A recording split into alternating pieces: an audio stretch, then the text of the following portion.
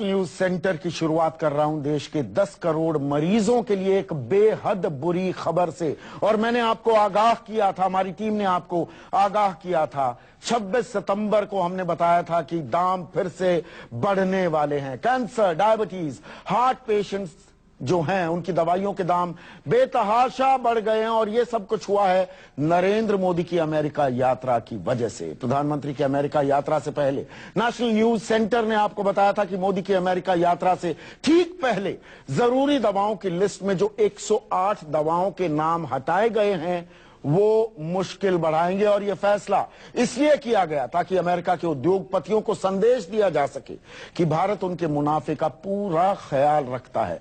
अभी शायद हमारी ये बात आपको याद ना आ रही होगी, शायद थोड़ा कम समझ में आ रही होगी, पर यह रिपोर्ट देखिए, पूरा मामला शीशे की तरह साफ हो जाएगा। नरेंद्र मोदी की अमेरिका यात्रा के दौरान 29 तारीख को आपने अपने अपने टीवी सेट पर ये तस्वीरें जरूर देखी होंगी।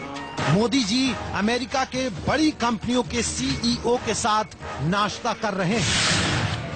आपने देखा होगा टीवी चैनलों के जाने माने पत्रकार और एंकर चिल्ला चिल्ला कर आपको ये बता रहे थे कि प्रधानमंत्री मोदी से मिलने के लिए जानी मानी कंपनियों के सीईओ भागे भागे आए।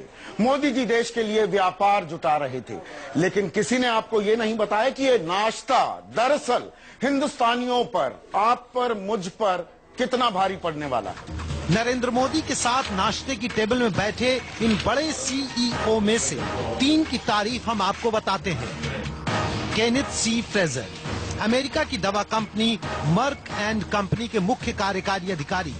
John C Staley, chairman Hospira pharmaceuticals and medical device.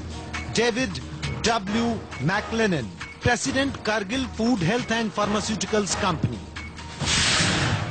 आप कहेंगे अरे भाई कौन सा गुनाह हो गया, देश के प्रधानमंत्री मोदी देश के लिए दिन रात एक कर रहे हैं और आपको चैन नहीं। अब थोड़ा धीरज रखिए और इस नाश्ते की टेबल पर जो सीईओज बैठे हैं उनकी कंपनियां कौन सी दवाई बनाती हैं उस पर गौर कीजिए। और गौर कीजिए इस बात पर कि यात्रा से पहले इन दवाइयों के दाम क्या थे और यात्रा के बाद अब दाम क्या हो गए हैं। लेकिन उससे पहले इसी खबर का एक और पहलू देखिए।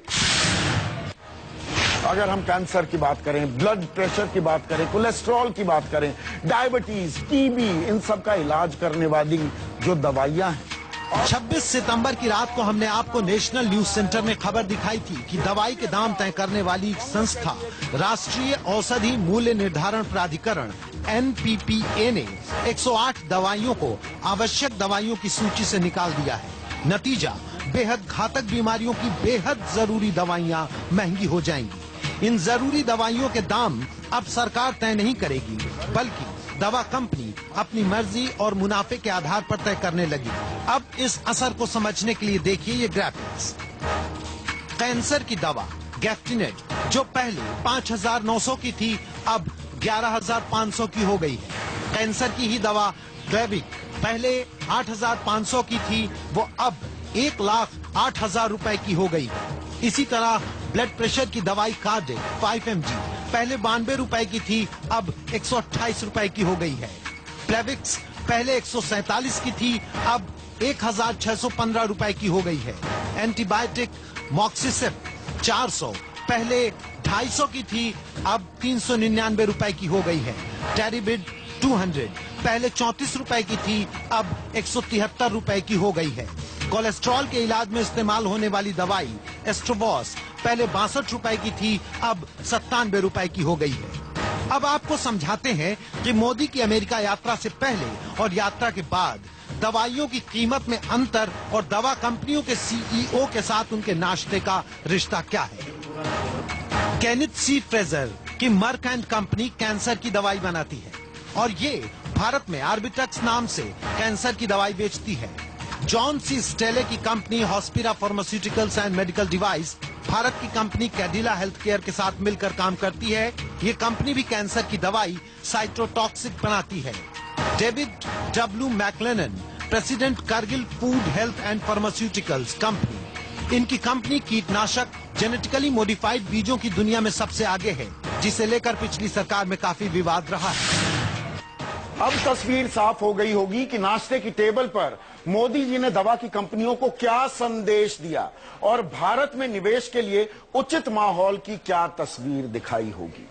यह भी बात आपको समझ में आ गई होगी कि खबर वो नहीं होती जो तस्वीरों में दिखती है, खबर वो है जो हम आपको बताते हैं तस्वीरों के नीचे से निकालकर।